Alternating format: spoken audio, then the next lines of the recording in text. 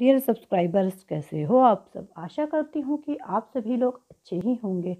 दोस्तों, आज के वीडियो में हम लोग जानेंगे कि धनतेरस कब है और उसकी पूजा करने का शुभ मुहूर्त कब है। तो आइए दोस्तों, वीडियो को शुरू करते हैं। दीपावली से 1 या 2 दिन पहले धनतेरस का पर्व मनाया जाता है। हिंदू धर्म में धनतेरस का विशेष महत्व है। इस दिन सोना, चांदी, आभूषण, बर्तन आदि की खरीदारी कर पूजा करते हैं।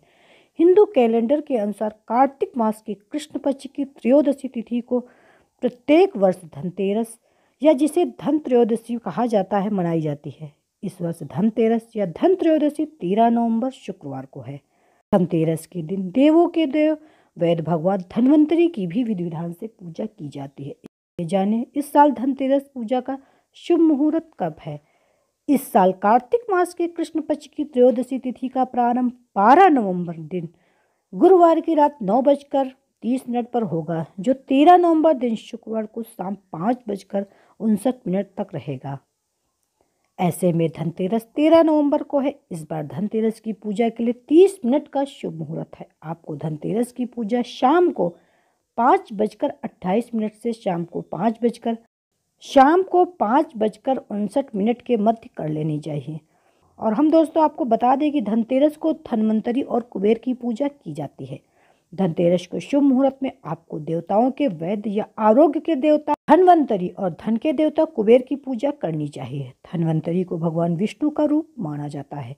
यह अपने हाथों में अमृत कलश धारण किए होते हैं। इनको पीतल के धातु प्रिय हैं, इसलिए धनतेरस को लोग पीतल के बर्तन आदि खरीदते हैं। कार्तिक मास के कृष्ण पक्ष की त्रयोदशी तिथि के दिन ही भगवान श्री धन्वंतरी का जन्म हुआ था। आइए जाने भगवान धन्वंतरी जी के जन्म की कथा। शास्त्रों में वर्णित कथा अनुसार भगवान धन्वंतरी जब प्रकट हुए थे तो उनके हाथों में अमृत से भरा कलश था। भगवान धन्वंतरी कार्तिक मास के कृष्ण पक्ष की त्रयोदशी तिथि को कलश लेकर ही समुद्र से प्रकट हुए थे। इसलिए ही धनतेरस के दिन धातु के बर्तन आदि खरीदने की परंपरा भी है। कहीं कहीं लोक मान्यता के अनुसार यह भी कहा जाता है कि इस दिन खरीदारी करने से उसमें 13 गुना वृद्धि होती है। इस अवसर पर धनिया के बीज खरीदकर भी लोग घरों में रखते हैं और दीपावली के बाद इन बीजों को लोग अपने खेतों में बोते हैं। ऐसा करने से घर में अनाज और धन का भंडार भरा रहता है। भगवान धन्वंतरी को हिंदू धर्म में देवताओं का वैद्य माना जाता है। धन्वंतरी जी एक महान चिकित्सक थे जिन्हें देवपद प्राप्त हुआ था। हिंदू धार्मिक शास्त्रों की कथा अनुसार लोक कल्याण के लिए समुद्र मंथन से कार्तिक मास की त्रयोदशी तिथि को भगवान विष्णु जी ने धन्वंतरी जी के रूप में अवतार लिया था। तभी से प्रतिवर्ष कार्तिक मास की त्रयोदशी तिथि को धनतेरस का पर्व मनाया जाता है। इसके बाद ही चतुर्दशी तिथि को काली माता और अमावस्या के दिन भगवती माता महालक्ष्मी का प्रादुर्भाव समुद्र मंथन से हुआ था। इसलिए दीपावली के 2 दिन पूर्व धनतेरस को भगवान धन्वंतरी का जन्म धनतेरस के रूप में मनाया जाता है। उत्तरी भारत में कार्तिक कृष्ण पक्ष की त्रयोदशी तिथि के दिन धनतेरस का पर्व श्रद्धा व विश्वास के साथ मनाया जाता है। धन्वंतरी के अलावा इस दिन देवी लक्ष्मी और धन के देवता कुबेर की भी पूजा करने की मान्यता है। इस दिन को मनाने के पीछे धन्वंतरी के जन्म लेने की कथा के अलावा दूसरी कहानी भी प्रचलित है। कहा जाता है एक समय भगवान विष्णु मृत्यलोक में विचरण करने के लिए आ रहे थे। तब लक्ष्मी जी ने उनके साथ चलने का आग्रह किया। तब विष्णु जी ने कहा, यदि मैं जो बात तुमसे कहूँ तुम अगर वैसा ही मानो तो फिर चलो। तब लक्ष्मी जी उनकी बात मान गई और भगवान विष्णु के साथ भूमंडल पर आ गई।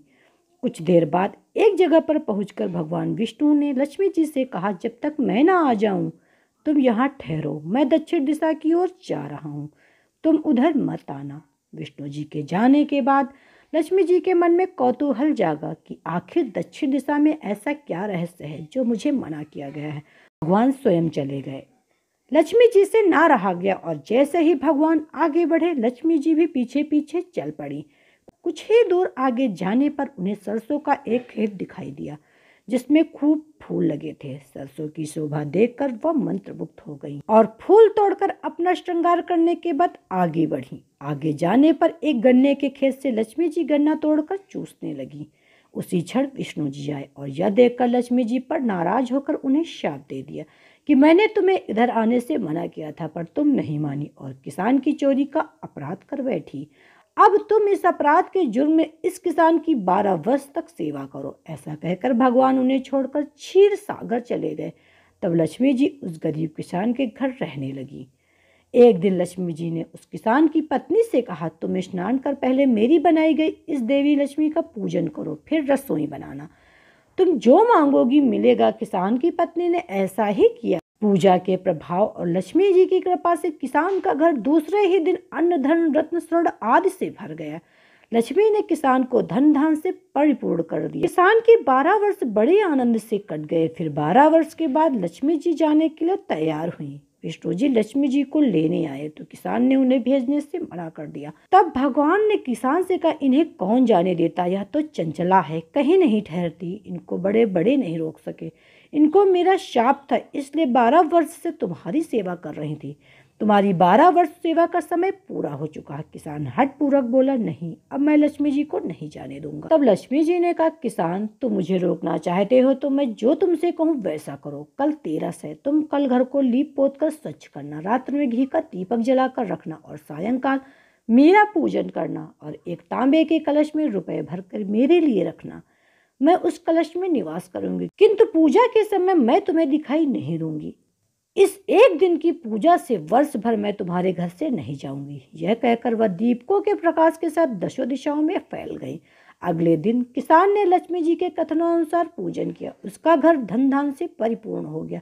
इसी वजह से हर वर्ष 13 के दिन लक्ष्मी जी की पूजा होने लगी। तो दोस्तों, ये थी धनतेरस के दिन की जाने वाली पूजा और उसका शुभ मुहूर्त और उसके पीछे कहानी क्या प्रचलित है, इसके बारे में हम आपको इसी तरह आगे भी कथा कहानी बताते रहेंगे। इसके लिए यदि अभी तक आपने मेरे अन्नपूर्णा देवी चैनल को सब्सक्राइब नहीं किया है तो दोस्तों प्लीज़ मेरे चैनल को सब्सक्राइब कीजिए। मेरा वीडियो यदि पसंद आए तो उसे लाइक कीजिए, शेयर कीजिए और हाँ दोस्तों, नोटिफिकेशन के लिए बेल आइकॉन को जरूर प्रेस कीजिए। तो मिलते हैं नेक्स्ट वीडियो में, तब तक के लिए बाय।